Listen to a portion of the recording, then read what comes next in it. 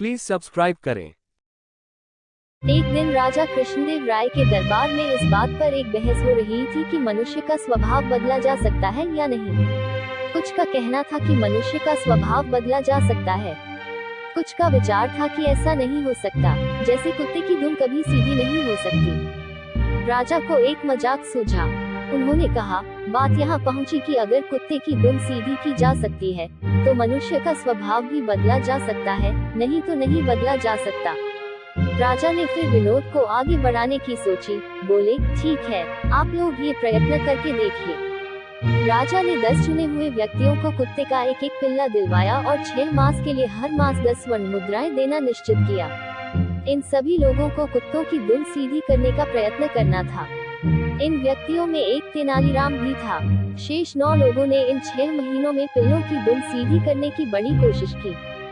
एक ने पिल्ले की पूंछ के छोर को भारी वजन से दबा दिया ताकि इससे दुम सीधी हो जाए। दूसरे ने पिल्ले की दुम को पीतल की एक सीधी नली में डाले रखा। तीसरे ने अपने पिल्ले की पूंछ सीधी करने के लिए हर रोज पूंछ की मालिश करवाई।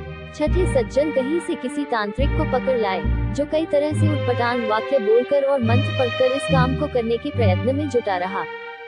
7वें सज्जन ने अपने पिल्ले की शल्य चिकित्सा यानी ऑपरेशन करवाया। 8वां व्यक्ति पिल्ले को सामने बिठाकर 6 मास तक प्रतिदिन उसे भाषण देता रहा कि पूंछ सीधी रखो भाई, सीधी रखो। 9वां व्यक्ति पिल्ले को मिठाइयाँ खिलाता रहा कि शायद इसे यह मान जाए और अपनी पूंछ सीधी कर ले। पर तेनालीराम पिल्ले को इतना ही खिलाता जितने से वह जीवित रहे। उसकी पूंछ भी बेजान सी लटक गई, जो देखने में सीधी ही जान पड़ती थी।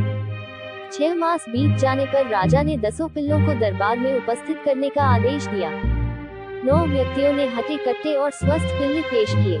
जब पहले पिल्ले की पूंछ से वजन हटाया गया तो वह एकदम टेढ़ी होकर ऊपर उठ गई। दूसरी की दुम जब नली में से निकाली गई, वह भी उसी समय टेढ़ी हो गई। शेष 7 पिल्लों की पूंछें भी टेढ़ी ही थी। तेनालीराम ने अपने अधमरा सा पिल्ला राजा के सामने कर दिया। उसके सारे अंग ढलक रहे थे। तेनालीराम बोला, महाराज, मैंने कुत्ते की दुम सीधी कर दी है। दुष्ट कहीं के, राजा ने कहा, बेचारे निरीह पशु पर तुम्हें दया भी नहीं आई। तुमने तो इसे भूखा ही मार डाला। इसमें तो पूंछ हिलाने जितनी शक्ति भी नहीं है। महाराज, अगर आपने कहा होता कि इसे अच्छी तरह खिलाया पिलाया जाए तो मैं कोई कसर नहीं छोड़ता, पर आपका आदेश तो इसकी पूंछ को स्वभाव के विरुद्ध सीधा करने का था, जो इसे भूखा रखने से ही पूरा हो सकता था। बिल्कुल ऐसे ही मनुष्य का स्वभाव भी असल में बदलता नहीं है। हाँ, आप उसे कल कोठरी में बंद करके उसे भूखा रखकर उसका स्वभाव मुर्दा बना सकते हैं।